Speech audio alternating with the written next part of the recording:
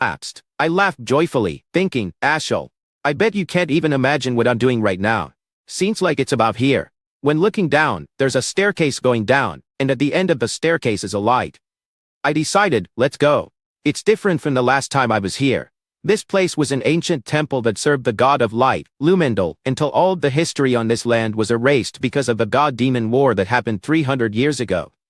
Who could have ever imagined? Did you know this place existed in the mountains just behind the castle? I can see it, the owner of this temple. 999 before Foundation August 12th, humanity finally succeeds in driving out the Demon King's army from Belias. The Demon King's army was far stronger than the humans, but the humans found ancient relics called the gods' weaponry, allowing them to take the win. One of those relics, Duran Dark, was a holy sword blessed by the god of light, Lumendal. This sword was deemed the cyan cause of humanity's victory against the demons. And I will meet my pitiful death in the future, due to this sword, which will be possessed by Ashel Vert. Perhaps Duran Dark has something to do with my regression. Cyan reaches out to touch the holy sword, feeling, as expected, nothing's happening. That ruined my mood. Holy sword, my ass. Let's just take care of business and then leave. Once you walk past the light, there's a shadow that feels rather otherworldly. Found it. At first glance, you might think it's the sword's shadow, but that's impossible. This is no shadow. Where there is light, there must be darkness too. It's a pathway that leads to another room, hidden by the altar of light. From the darkness created, a staircase appears leading down to a mysterious wooden door. Cyan begins to open that door and steps inside. In front of him is a bloody red dagger. It's nice to see you, my sword, demonic sword, Karen. When he holds it, his face shows joy, and the magical power emanating from it causes the surroundings to change. Good morning, Karen. Daughter, you still not awake yet? Kayat Tilda, this familiar feeling, it's the best. I want to slay something right now. A gruesome voice emerges. Kikiki, child, don't you have any fear? Don't you know what it means to have awoken me? Cyan with a blank face responds, I don't know. It means that this sword is now mine? The darkness grows larger now and says, waking up a sleeping demonic sword. It's too late to regret it now, child. Your body is now mine. The darkness is now swooping towards Cyan, but as it gets closer, he only needs one hand to grab it. You weren't this rash before? The darkness is now trying to escape, saying, Kook, what are you? How can you touch me? With a crazed smile and eyes, Cyan says, I told you. This sword is mine. Karam is now trying to attack Cyan with its claws, but Cyan easily dodges. Karam has now escaped, jumping back. The form of Karam is that of a woman. Looking at Cyan, she asks, Who? Are you? Are you the successor? Why do I feel Eru's aura from you? Cyan replies, Right, I'm the successor of Eru. Your master's back. Bow down, demonic sword, Karam. Karam, angry, says, You're just a kid. I can't accept this. Immediately after, Karam launches into attacking Cyan at a very fast pace. While in combat, Cyan silently thinks, I guess words won't do. The demonic sword's final goal is to take over the body of the user. I have no choice. I'll go a bit easy. Cyan steps back, smiling contentedly. She says, Demonic sword control. Suddenly, Karam's entire body loses control and collapses. Cyan warns, I'll say this just once. Why don't you just accept me as your owner while I'm still being nice? While being restrained, Karam wonders, how can you use that, eek? You arrogant little. Cyan continues, demonic sword control. Karam's head is then forcefully pushed down to the ground. And then Cyan repeatedly says, demonic sword control. Demonic sword control. How about now? I'll accept. Human. As she was about to use the command to restrain Karam, she immediately changes her way of addressing and calls Cyan, Master. At this moment, Cyan thinks, now that I've done what I wanted to do here, shall I get back? I've been gone for too long. Exiting the basement is Karam, who then says, it's been so long since I breathed fresh air. It's so refreshing. Hey, Master, what's your name? Cyan replies, Cyan Bert. Karam responds, Cyan, I've never heard of that name before. Eru really chose a kid like you? Cyan confirms, yeah, in my past life. Karam asks, past life? What the hell are you talking about? Cyan explains, I died once before. What the hell? Looking at the holy sword, Karam says, he's still sleeping, huh? Cyan explains, he'll have to wait 20 more years for his owner. You talk like you know the future. Cyan, now with a serious look in her eyes, firmly holds the sword and chops off the hilt of the holy sword. This surprises and frightens Karen, who asks, "What are you gonna do with that?" "Who knows?" Holding the broken sword in her hand, Cyan smiles deviously, "Who knows? Matey, it'll make things a bit more interesting in the future." In the afternoon, a horse-drawn carriage leaves the ancestral mansion. Cyan is now wearing armor, thinking to herself, "I can't believe the day has already come." Timeshare flies by. A soldier approaches and greets, "Greetings to the Duke. I'll ask you one last time. Are you still determined to go to the battlefront? If you want to back out now, I won't stop you." Cyan respectfully bows and replies, "Yes, sir. My heart already lies at the battlefront." Cyan's father orders, "Open it." "Yes, sir." "A magic scroll? Are they summoning something?" A magic scroll the man released, and the magic circle from it illuminated. Summoning a large beast. With its fiery body, it stared at Cyan with bloodthirsty eyes. Cyan expressed, "A hellhound? A low-ranked demonic beast from the Lamia Valley, huh? The knights and father must have had a hard time preparing this test." Gripping the sword tightly, Cyan thought, "So they'll sweep in if it gets dangerous?" The owner at this moment stood watching, saying, "You must be responsible for your every action. So, prove how strong your resolve is by passing this trial and showing it to us." "Trial, huh?" The man thought again. "Did you just say that you want to duel with me? There's only 3 days left until the deadline of my promise with my father. I can't just keep swinging my sword in the air now, can I? I want to get a sense of a real fight too. Help me out, yeah? For a duel, someone your age, like young Master Kranz, would be. I'm not sure why, but he runs away every time he sees me, so." The man thought to himself, "What a hassle." And he said, "If you insist, okay. Instead, I will only fight you with my sword's sheath. I'll only focus on defense, so attack me all you want." "Thanks, Yulkin. Oh, I have another favor to ask. Whatever happens from this point on, don't tell father about it.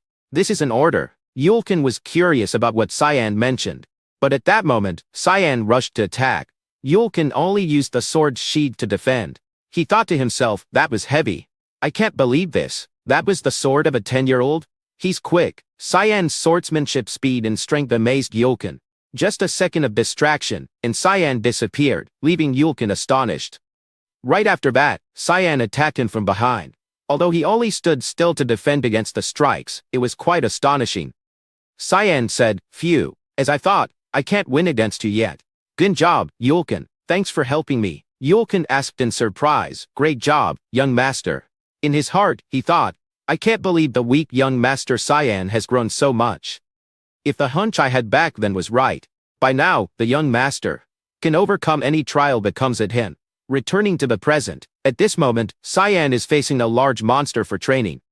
A second later, he disappeared from his current position, his body swiftly rushing towards the monster. Here it comes. Cyan's figure passed by the monster, leading it with a powerful strike. "With my current strength, fighting a monster is still too much. I gotta end this battle as quickly as possible. I'm going to kill it off with this attack." After thinking it through, Cyan immediately channels his power into his right hand holding the sword. His body leaps high into the air. Then, he thrusts the sword like a spear through the monster's head. The entire scene unfolds in awe before everyone's eyes. Cyan's father beams with delight. Cyan looks at the monster and thinks, "It feels like a waste. This much blood could fill a few bottles. If I did something like that here, they'd think I'm crazy. Should I carry something like a cup with me at least?" His father applauds, saying, "Impressive, Cyan. Then, I'll see you at the battlefront." Cyan stands there and thanks his father. "Thank you, father." Karam speaks up, "Master, do I look like a kitchen knife to you?" Cyan asks back, "No. Of course, you're a demonic sword. Why do you say that?" Karam replies, "Then use me, damn it. I need blood to gain strength. Please, just let me have one gulp." Cyan reassures, "Don't you worry.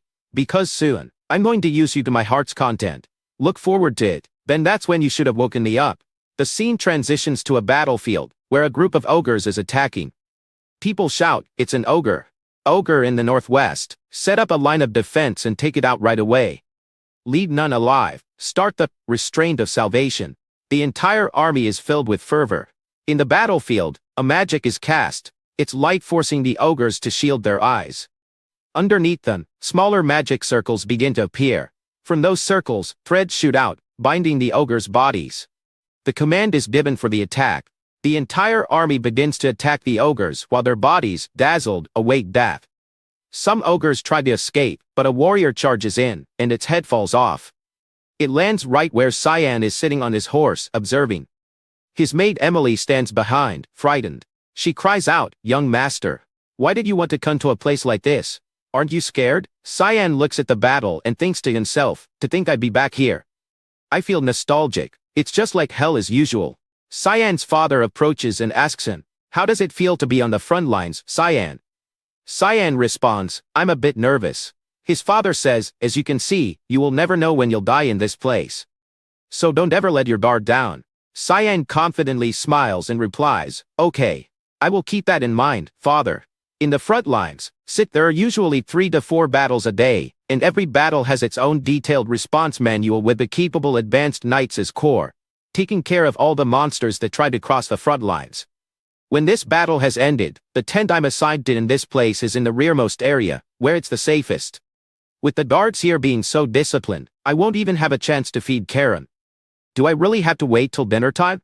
Cyan asks at this moment, What are you doing, Emily? She responds, "Didn't the Duke tell us that we won't know when and where we would die?" Cyan wonders, unbelievable. Then why don't you pack up and return?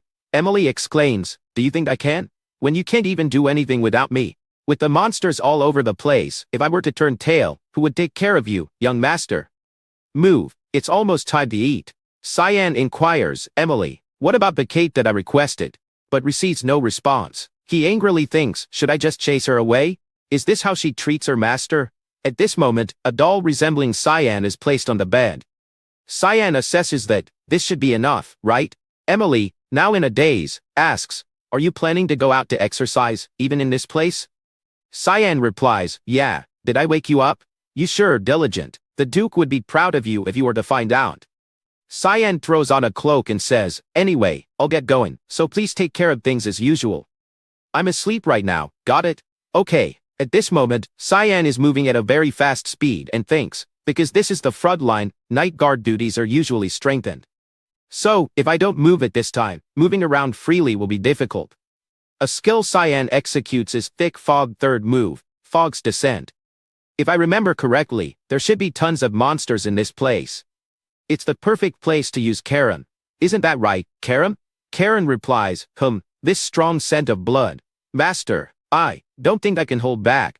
Quickly, let me cut something down. At this moment, the Hellhound pack is charging towards Cyan to attack. Cyan confirms, "All right, Karen. We'll do as you please." With the skill, Fog Sword, Rushing Fog Storm, Cyan moves through the Hellhound pack, leaving them with deadly slashes.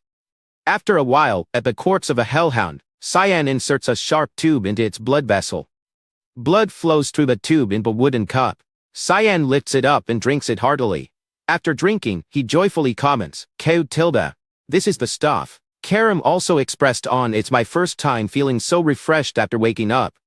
Cyan evaluated, "Good, we'll keep training like this."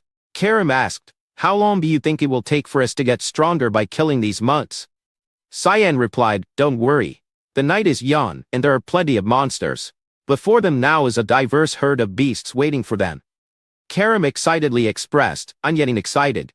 The scene shifts to a group of horse-drawn carriages, in one of which sits a young lady with white hair. The person in the carriage said, "I still think the front line is too dangerous. Why don't we turn back?" The young lady replied, "I told you not to treat me like a child. I'm the royal princess of the empire. How many times must I tell you that I'm bound to my duty to assist father in his tours? I really will get mad if you mention this again." "Understood, princess. Oh, that reminds me. There's news saying that the youngest son of the Burt family is on the front lines. He should be around the same age as you. That Duke Burt brought his youngest son? The Duke wasn't really going to bring him. The kid volunteered himself. You guys are about the same age, so you should try to get along." HMPH. Like I care about such a trivial thing. Forget it. I'm going to get some sleep. Understood, princess. What's his name? Oh, it's Cyan. I'm pretty sure he's called Cyan Burt. Cyan? Cyan Burt, huh? Continuing from the previous episode, now on the battlefield. The Burt family is battling with the monsters. A bird-shaped monster is struck and terminated.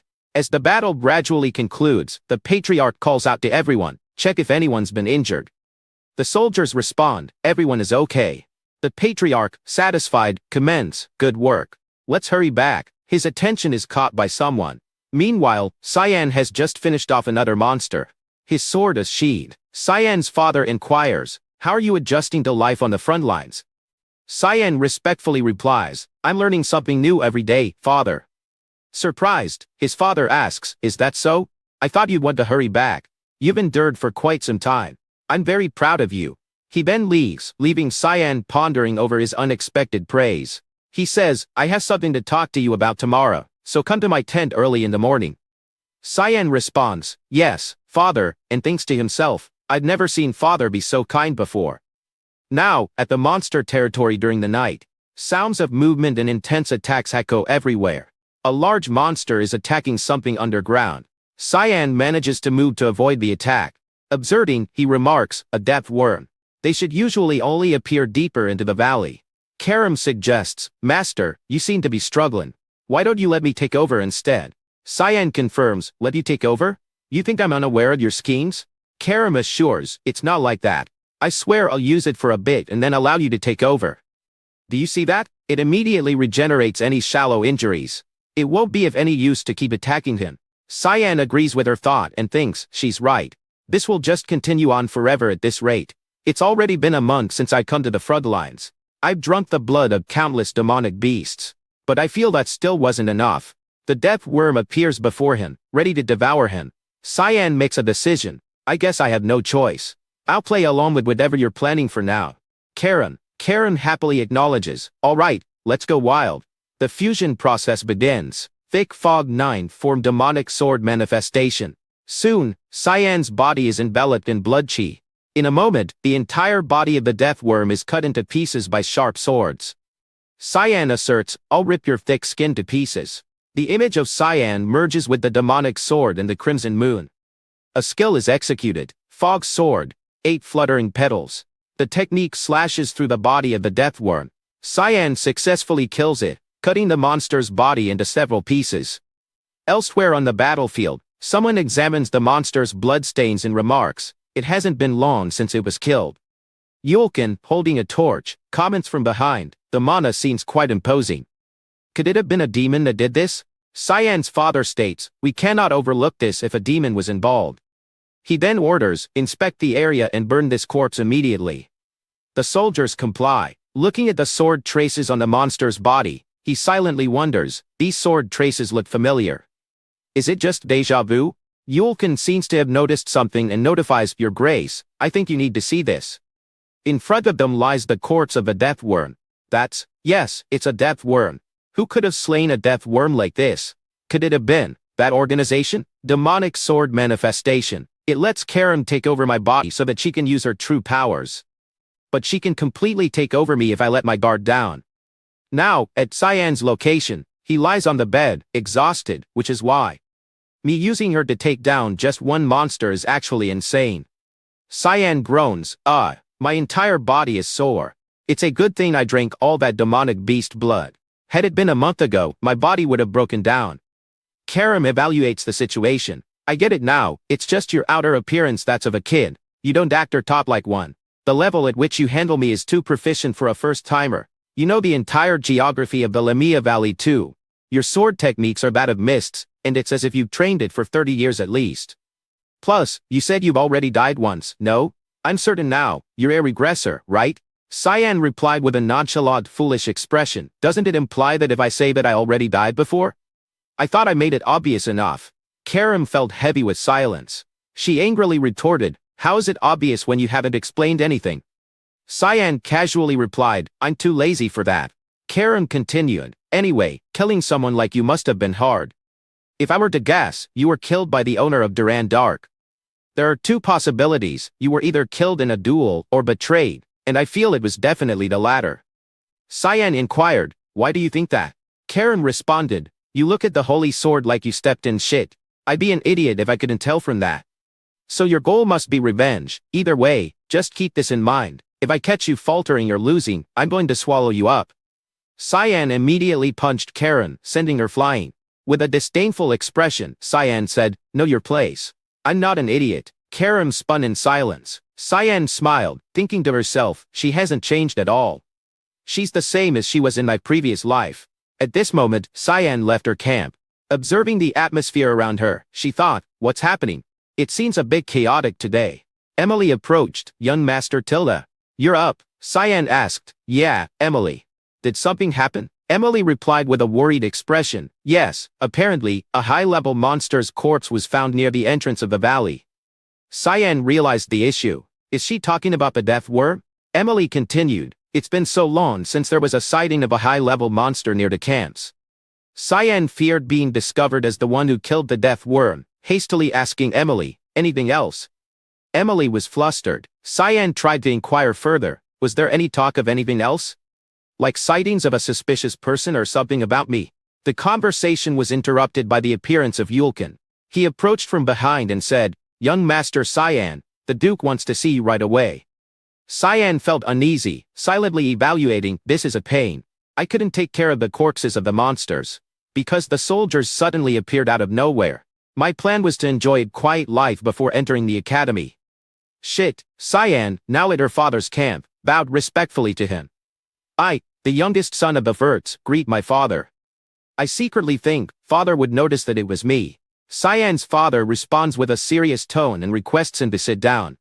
Cyan thinks, if he asks me about yesterday's incident, what kind of excuse can I even make? At this point, Cyan's father asks, I'll be direct. What were you doing last night? Cyan responds anxiously, I went to bed early as I was tired. Upon receiving the answer, Cyan's father thinks, went to bed early? But those sword traces reminded me of Cyan's sword techniques. Was I overthinking it? Cyan pretends not to know and asks, why do you ask? His father doesn't respond, thinking, it's hard to believe that a child this young could have slain a death worm. Plus, Cyan notices he's not answering and asks further, Father, is something bothering you? He says, I'm sure you've heard about what happened near the camps last night. We'll have to look into it more, but it seems like the doing of a secret assassin organization, MIST. Cyan feigns ignorance about it. His father continues, it's an organization that has existed since ancient times. We do not know their goals, but they have assassinated countless nobles under the excuse of purification. They're infamous for leaving behind a black fog wherever they are. But one day, they disappeared. They were last seen 300 years ago.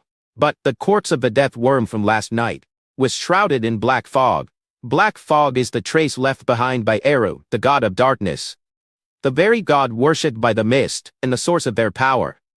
If my assumptions are correct, it was mist that slew the death worm and the other demonic beasts. Cyan then internally marvels, that's amazing. He was able to precisely pinpoint who the culprit was, despite the organization having been last seen 3 centuries ago. His father advises, we can't guess the reason for their sudden appearance, but you should be careful. Nonetheless, I'll notify the Emir about this and investigate further. Cyan obediently responds, yes, father. Cyan also lightly thinks, I guess this means he's gonna believe me? His father at this point thinks, it'd make no sense for Cyan to be involved with such an organization when he's this young.